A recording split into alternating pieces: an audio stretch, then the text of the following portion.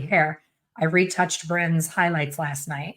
She has super fine hair. She does not have high density, and she's very coily curly. So I have three things going against me when I'm doing her hair.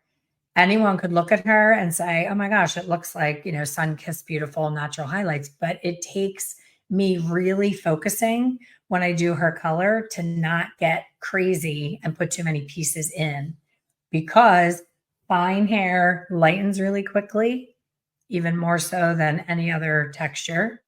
And with it being curly, curls tend to get all clumped together. So if I do something super chunky and then her curls clump together, she just looks like a single process blonde.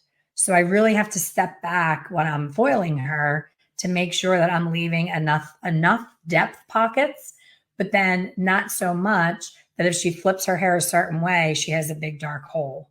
So it's a dance, and it's important to know the difference.